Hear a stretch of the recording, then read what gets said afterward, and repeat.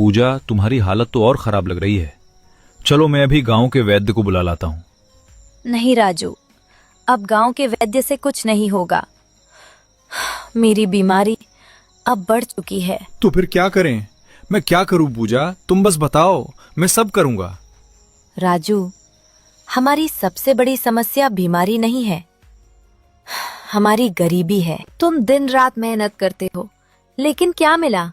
ना अच्छा खाना, ना अच्छा इलाज, ना एक सुरक्षित जिंदगी। तो तुम कहना क्या चाहती हो पूजा? तुम्हें शहर जाना होगा, काम करने, पैसे कमाने, वरना एक दिन ये बीमारी मुझे तुमसे छीन लेगी। नहीं, ऐसा मत बोलो, मैं तुम्हें कुछ नहीं। तो फिर साबित करो। अगर तुम सच में मुझसे प्यार करते हो तो मेरे लिए इतना भी नहीं कर सकते? लेकिन पूजा, मैं तो कभी गांव से बाहर गया ही नहीं। मुझे शहर की भीड़, लोग कुछ समझ नहीं आएगा। मेरा दिल कैसे लगेगा वहां? दिल से पेट नहीं भरता राजू, और अगर तुम यही रहे तो शायद जल्द ही तुम्हारा ये दिल मुझे खो देगा। ऐसा मत बोलो पूजा, तुम कह रही हो ना, तो मैं जाऊंगा। कल ही सुबह होते ही शहर चला जाऊंगा, चाहे कुछ भी हो जाए। तुम्हारा इलाज कराऊंगा। पूजा धीरे से उसका हाथ पकड़ती है, बाहर से कमजोर, अंदर से जीत चुकी। सुबह का समय, शहर की भीड़ भाड़, गाड़ियों का शोर, लोगों की भागदौड़। गांव का सीधा साधा रामू पहली बार शहर आया था। उसे नहीं पता था यहाँ हर मुस्कान के पीछे एक मतलब छुपा होता है। रामू इधर उधर देखता हुआ चलता है। तभी उसकी नजर एक छोटी सी दुकान पर पड़ती है। दुकान के बाहर एक आदमी खड़ा था, बिरजू। बिरजू की नजर जैसे ही रामू पर पड़ती है, वो तुरंत समझ जाता है, नया शिकार।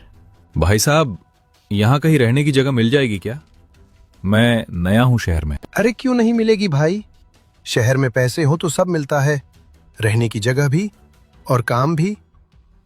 मैं काम की तलाश में आया हूँ, और अगर रहने की भी जगह मिल जाए तो। बिरजू तुरंत उंगली से पीछे की तरफ इशारा करता है। देख रहे हो वो दुकान?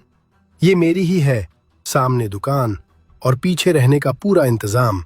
एकदम बढ़िया जगह है। रामू ध्यान से देखता है। छोटी सी दुकान, लेकिन उसके लिए किसी सपने से कम नहीं। सच में? कितने की है ये? वैसे तो इसकी कीमत बहुत ज्यादा है, लेकिन तुम्हें देखकर लग रहा है मेहनती आदमी हो। चलो सिर्फ 400 में दे देता हूँ। रामू चौंक जाता है। इतना सस्ता? गांव में तो इतनी जगह का सपना भी नहीं देखा। वो कुछ देर चुप रहता है। दिमाग और दिल की लड़ाई चल रही होती है। लेकिन इतनी सस्ती क्यों दे रहे हो आप? अरे भाई, मुझे थोड़ी जल्दी है, घर जाना है, कुछ जरूरी काम है, वरना मैं तो इसे हजारों में बेचता। और सच बताऊं, मुझे तुम पर भरोसा हो गया है। तुम जैसे सीधे आदमी को देना ही सही है, कोई धोखा नहीं करोगे। ठीक है भाई, अगर आप इतना भरोसा कर रहे हो तो मैं भी मना नहीं करूंगा।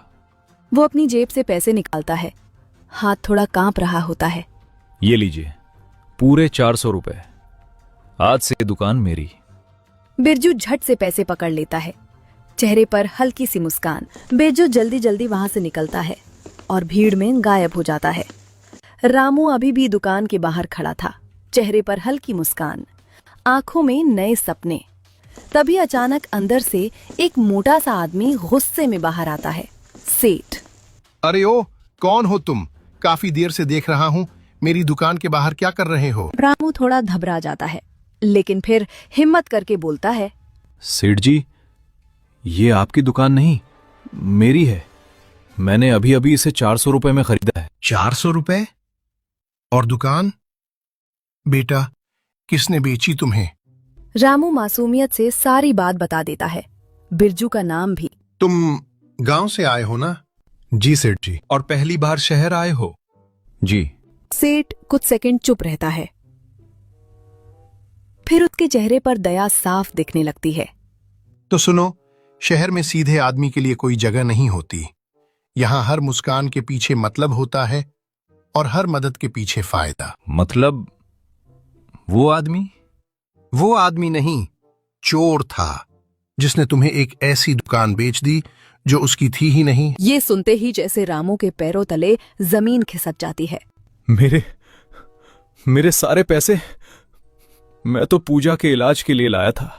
सेठ रामू को देखता है, उसकी हालत, उसकी सच्चाई सब समझ जाता है। रोने से कुछ नहीं होगा। गलती हो गई, लेकिन जिंदगी यहीं खत्म नहीं होती। देखो, इस शहर ने मुझसे भी बहुत कुछ छीना है, पैसा, रिश्ते, सब कुछ।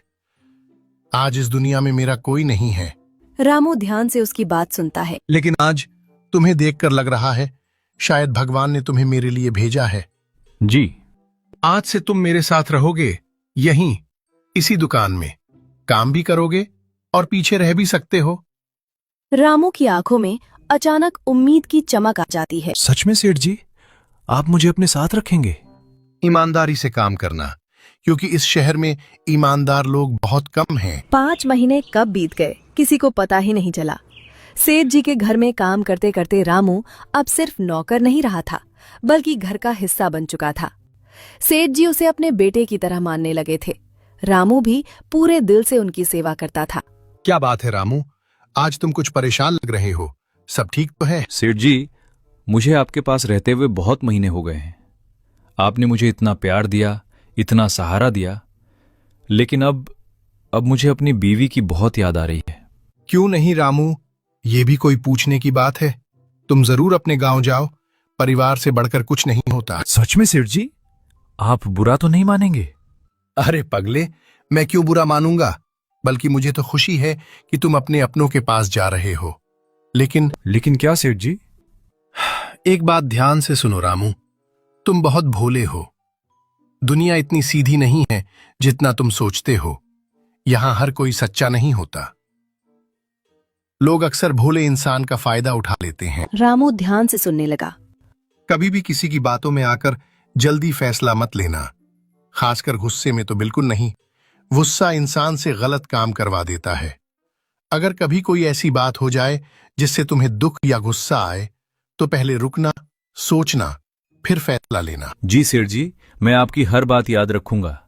आपने मुझे सिर्फ काम ही नहीं सिखाया, बल्कि जीना भी सिखाया है। आधी रात का समय था। घड़ी में लगभग 12 बज रहे थे। लंबा सफर तय करके रामू आखिरकार अपने गांव के बाहर पहुंचा। जैसे जैसे वो अपने घर के करीब आया, लेकिन जैसे ही वो अपने आंगन के पास पहुंचा, उसके कदम अचानक रुक गए। घर के अंदर से हंसी और बातचीत की आवाजें आ रही थीं। रामू धीरे से दीवार के पास गया और अंदर झांक कर देखा। उसका दोस्त श्याम उसके घर में बैठा था और उसकी बीवी पूजा उसके सामने बैठी बातें कर रही थी। उसे गए हुए इतने महीने हो गए, पता नहीं जिंदा भी है या मर गया होगा। सच कहूँ तो अब मुझे उसकी कोई चिंता नहीं है। मैं तो बस ये सोच रही हूँ कि अब आगे क्या करना है। अरे चिंता क्यों करती हो? हम कल ही गांव के मुखिया के पास जाएंगे और उसका घर अपने नाम करवा लेंगे। हाँ, तुम ठीक कह रहे हो। अब मुझे तुम्हारे साथ ही रहना है। उस सीधे साधे इंसान के साथ रहकर मैं तो बहुत पछता रही थी। और याद है कैसे हमने उसे बेवकूफ बनाकर गांव से दूर भेज दिया था? वो तो कुछ समझ ही नहीं पाया। वो बेचारा पता नहीं शहर में कैसे कैसे हालात में जी रहा होगा, या शायद मर ही गया होगा। ये सारी बातें सुनकर रामू के दिल में जैसे तूफान आ गया। उसकी आंखें लाल हो गईं। गुस्सा उसके सिर पर चढ़ने लगा।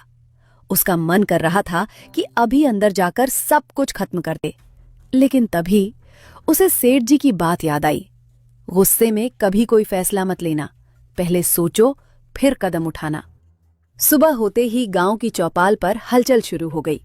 श्याम और पूजा आत्मविश्वास के साथ वहां पहुंचे। मुखिया जी, मुझे लगता है कि रामू शहर में किसी कार एक्सीडेंट में मर गया है। अब उसका कोई नहीं है, इसलिए उसका घर मेरे नाम कर दीजिए। इतने में दूर से एक चमचमाती कार आकर चौपाल के सामने रुकी। दरवाजा खुला और उसमें से रामू बाहर निकला। साफ कपड़े, आत्मविश्वास से भरा चेहरा। श्याम और पूजा के चेहरे का रंग उड़ गया। ये रामू? पूजा तुरंत रोने का नाटक करने लगी। रामू, तुम आ गए। मैं तो तुम्हारा इंतजार कर रही थी।